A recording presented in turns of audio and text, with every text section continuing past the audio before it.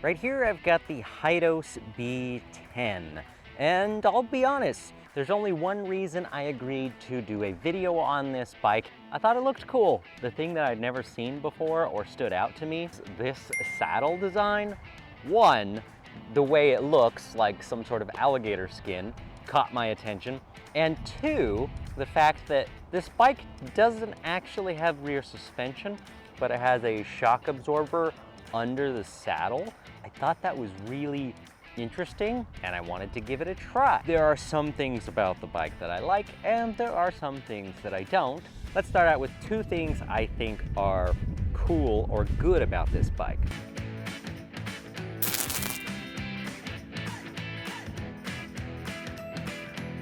One, they delivered on the looks. It's got the classic retro headlight. It's got the fake tank up here, which actually looks really good. The battery is in fact tucked inside there. There's our charge port right there. It's a 48 volt, 12.5 amp hour battery, so nothing too terribly big. The saddle does look cool like it does in the photos. And they have this, I don't know if it's real leather or not, probably not, but they have this leather looking bag right here, which doesn't have a ton of room, but it is more than enough to put the charger in, which I find really handy. Tires they chose go well with the overall vibe of the bike. Sometimes you can't tell by photos of a bike if the quality is gonna be as good in person. And from a fit and finish perspective, it looks pretty good to me. So it's not just looks. You know, the tank actually does look good in person. The welds on the frame do look pretty decent. The mag wheels, although heavier, really go with the look of the bike as well. Although it's a little hard to read in direct sunlight, it's in color. So the reason I agreed to do the review was I liked the way it looked in the photos. In person, it looks just as good. So I guess we could just leave the review done there. I'm just kidding. Of course, we can't do that. I don't know if I want to say I'm too nerdy for that or if I'm just too into e-bikes for that, but I can't make a video about a bike and only talk about the looks. I have to talk about the bike stuff, the brakes, the motor, the power, the battery, the components. I guess I just have to geek out a little bit on the bike stuff and tell you if you're getting a good value, which leads to the number two thing that I do like about this bike, and that is the price. It's only $9.99.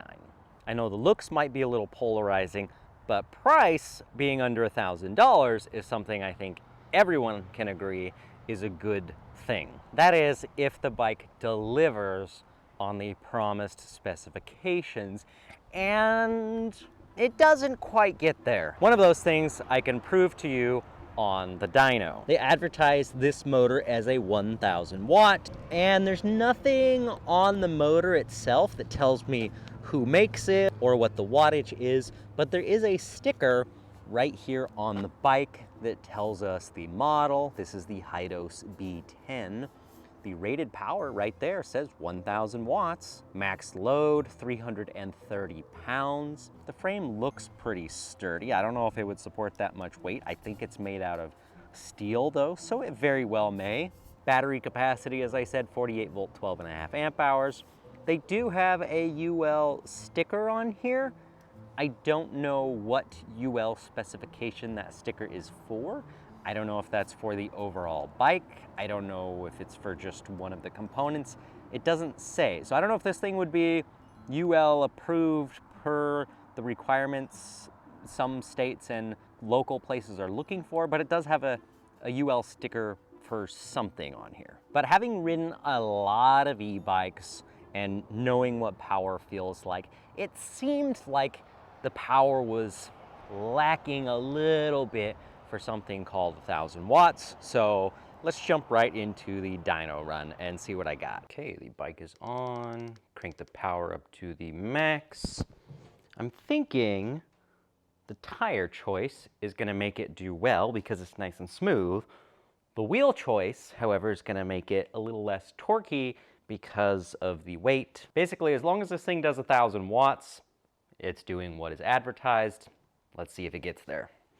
In 3, 2, 1.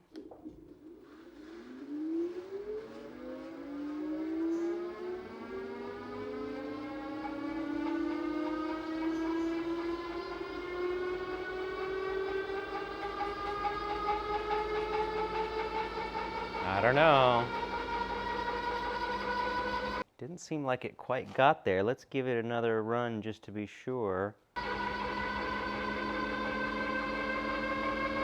Actual power output at peak power, this is a fully charged battery, was 782 watts and 22 pound-feet of torque. 22.03. That's gonna put it right between the two Ride 1-Up bikes on both torque and wattage. So it does put it above the Rad Power bikes, but a little bit less than average for what we see for even 750 watt bikes. Definitely less than the quote-unquote 1,000-watt bikes. So as you can see, this bike really compares well to a typical 750 watt. And I feel like if they advertised it as a 750 watt bike, that would be just fine. But 1,000 watts, it just doesn't do it. Now there are some things that you can expect when you're paying less than $1,000. Yes, it's going to have disc brakes, but they're gonna be mechanical. You're not gonna get hydraulic brakes on a bike that's at this price. The Triple Tree fork isn't gonna have any adjustments, no surprise there either. And it's gonna have a cadence sensor, not a torque sensor.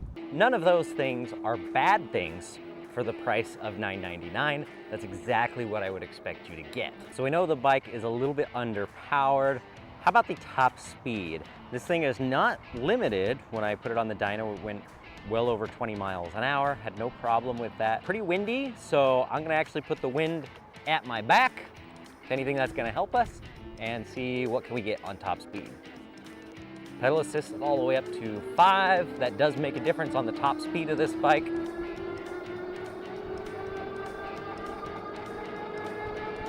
Come on. Still accelerating. And I think that's gotta be it. Right there. Yeah, that's it. So it's not bad. I don't want you to think that it is a slow e-bike. It performs reasonably well. It's just not a 1,000-watt e-bike.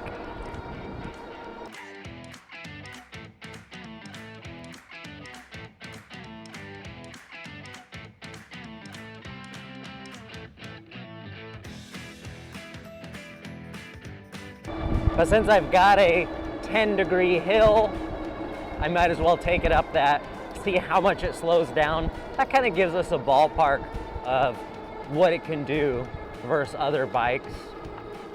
I'm expecting that it's gonna slow down to like 5 miles an hour. Let's see what it does.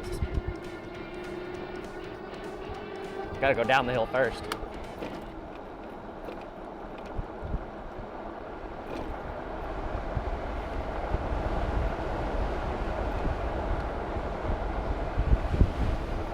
And back up. And because this thing doesn't have the greatest of torque, I'm gonna let it do a little bit of a run up, see if we can get up to speed a little before we get to the hill. Just doesn't have a lot of oomph on the low end. Oh boy. So I don't have the speed up in front of me. My speedometer's in kilometers an hour. I haven't changed it. That felt like it might have dropped under 5 miles an hour. Oh, and there's the pothole. Unfortunately, I do have to say that this is one of the most uncomfortable bikes I've ever ridden. I'm gonna pedal backwards so I don't take off with the assist. As you can see here, my knees hit these sharp points on the side of the tank every time I pedal. So can you pedal it? Technically, yes, but not without spreading your legs out wide and getting kind of awkward. I have found myself spending a lot of time standing up on this bike because I'm not pedaling it, so why not change into a different position, get a little more comfortable. But the most uncomfortable thing about this bike has got to be this saddle. And it really is a shame because I think it looks really cool. It has a lot of potential. I've had a lot of people sit on this to get their opinion, and they all said the same thing. Like, they just sit on it and immediately they comment on how hard the saddle is. I also don't feel like I can feel this moving. Okay, we're aimed directly at the shock absorber. If this thing is gonna move at all, you should be able to see it. That's me pushing down on it. Is it doing anything? Now the front shock doesn't feel bad.